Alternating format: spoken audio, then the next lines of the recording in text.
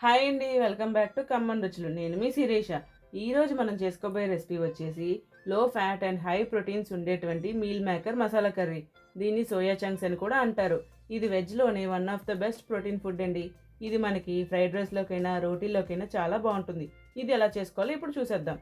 ముందుగా కడాయిలో వాటర్ని వేసుకొని వాటర్ని బాగా బాయిల్ చేసుకోవాలి. వాటర్ బాయిల్ అయిన తర్వాత 1.5 కప్పులు సోయా చంక్స్ని వేసుకోవాలి.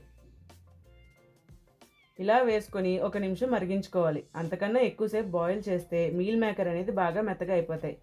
ఇలా ఉడికించుకున్న తర్వాత స్ట్రైనర్లోకి స్ట్రెయిన్ చేసుకొని కొద్దిగా కోల్డ్ వాటర్ని యాడ్ చేసుకొని వెంటనే స్క్వీజ్ చేసుకోవాలి. ఇలా వాటర్ని వేయడం వల్ల సోయా చంక్స్ మరి మెత్తగా అయిపోకుండా ఉంటాయి. అలాగే మనకి స్క్వీజ్ చేసుకునేటప్పుడు చేతులు కాలకుండా కూడా ఉంటాయి. ఇప్పుడు స్టవ్ ఆన్ చేసుకొని ఒక కడాయి పెట్టుకోవాలి.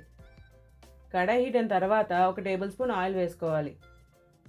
ఆయిల్ హీట్ అయిన తర్వాత 1 ఇంచు దాల్చిన చెక్క, 2 ఇలాచి, 3 లవంగాలు, 1 బిర్యానీ ఆకు వేసుకొని దోరగా వేయించుకోవాలి. ఇలా దోరగా వేగిన తర్వాత 1 కప్పు ఉల్లిపాయ ముక్కలు, 1 కప్పు టమాటా ముక్కలు వేసుకొని బాగా కలుపుకోవాలి. ఇలా కలుపుకున్న తర్వాత మూత పెట్టుకొని మధ్య మధ్యలో కలుపుకుంటూ టమాటా ముక్కలు, ఉల్లిపాయలు మెత్తపడే వరకు మగ్గించుకోవాలి. ఇలా టమాటాలు మెత్తబడిన తర్వాత 1 టేబుల్ స్పూన్ జీడిపప్పు వేసుకొని మరొకసారి బాగా కలిపి మూత పెట్టుకొని మగ్గించుకోవాలి.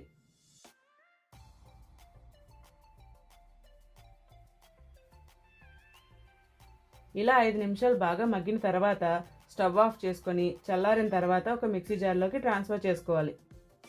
ఇప్పుడు ఇందులోనే 1/2 టీ స్పూన్ గసగసాలు, 3 టేబుల్ స్పూన్లు పెరుగు వేసుకొని నేను మీకు చూపిస్తున్న విధంగా మెత్తగా మిక్సీ పట్టుకొని పక్కన పెట్టుకోవాలి.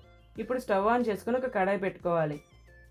కడాయి హీట్ అయిన తర్వాత 1 టేబుల్ స్పూన్ ఆయిల్, అలాగే 1 క్యూబ్ బటర్ వేసుకొని బటర్ మెల్ట్ అయ్యే వరకు హీట్ చేసుకోవాలి. ఇలా మెల్ట్ అయిన తర్వాత 1 కప్పు ఉల్లిపాయ తరుగు వేసుకొని బాగా కలుపుకున్న తర్వాత ఉల్లిపాయ ముక్కలు ఎర్రగా వేయించుకోవాలి. ఇలా వేగే సమయంలో 3 పచ్చిమిరపకాయ తరుగు వేసుకొని మనకి ఉల్లిపాయలు అనేవి లేత బంగారు రంగు వచ్చే వరకు వేయించుకోవాలి. ఇలా వేగిన తర్వాత ఇందులోనే 1 టేబుల్ స్పూన్ అల్లం వెల్లుల్లి పేస్ట్ వేసుకొని పచ్చివాసన పోయే వరకు వేయించుకోవాలి. ఇప్పుడు ఇందులోనే కొద్దిగా ఉప్పు, 1/2 టీ స్పూన్ పసుపు వేసుకొని మరొకసారి కలుపుకోవాలి.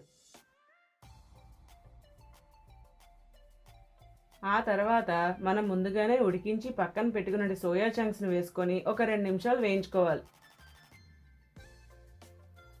ఇలా వేయించుకోవడం వల్ల మనకి సోయా చంక్స్లో ఉన్న తడిపోయి బాగా ఫ్రై అవుతాయి. ఇలా వేగిన తర్వాత మనం ముందుగానే మిక్సీ పట్టి పక్కన పెట్టుకున్న మసాలాని వేసుకొని బాగా కలుపుకోవాలి.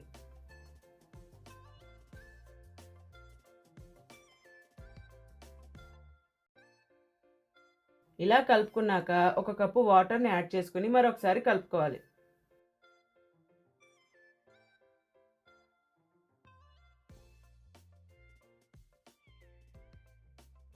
ఇప్పుడు ఇందులోనే 2 టేబుల్ స్పూన్ల కారం, 1 టేబుల్ స్పూన్ ధనియా పొడి, 1 టేబుల్ స్పూన్ జీలకర్ర పొడిని వేసుకొని ఉండలు లేకుండా బాగా కలుపుకోవాలి.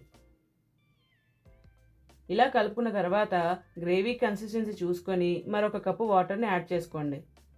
మళ్ళీ ఇంకో కప్పు వాటర్ని ఎందుకు యాడ్ చేశానంటే మీల్ మేకర్ అనేది వాటర్ ఎక్కువగా అబ్జర్వ్ చేసుకుంటుందండి. గ్రేవీ కోసమని వాటర్ని యాడ్ చేసుకున్నా. మీకు డ్రైగా కావాలంటే వాటర్ని తక్కువగా యాడ్ చేసుకోండి. ఇలా బాగా కలుపుకున్న తర్వాత మూత పెట్టుకొని మగ్గించుకోవాలి. ఈ సమయంలోనే ఫ్లేమ్ అనేది మీడియంలో ఉంచుకొని మధ్య మధ్యలో కలుపుతూ ఉండాలి. లేకపోతే గ్రేవీ అనేది అడుగంటేస్తుంది. అన్నట్టు మరొక మాట, నా వీడియోస్ నచ్చితే సబ్స్క్రైబ్ చేయండి. మరెన్నో రెసిపీస్ మీతో షేర్ చేసుకుంటాను. ఇలా 10 నిమిషాలకి మనకు ఆయిల్ అనేది ఈ విధంగా సెపరేట్ అవుతుంది. ఇలా ఆయిల్ సెపరేట్ అయ్యాక కొత్తిమీరతో గార్నిష్ చేసుకుని స్టవ్ ఆఫ్ చేసుకోవాలి. ఇప్పుడు ఒక సర్వింగ్ బౌల్లోకి సర్వ్ చేసుకోవడమే. అంతేనండి, ఎంతో రుచిగా ఉండే meal maker masala curry ready. ఇది మనకి ఫ్రైడ్ రైస్లోకైనా రోటీలోకైనా సర్వ్ చేసుకుని తింటే చాలా బాగుంటుంది. ఇది మీరు ట్రై చేసిన తర్వాత ఎలా వచ్చిందో నాకు కామెంట్ బాక్స్లో కామెంట్ చేయడం మర్చిపోకండి.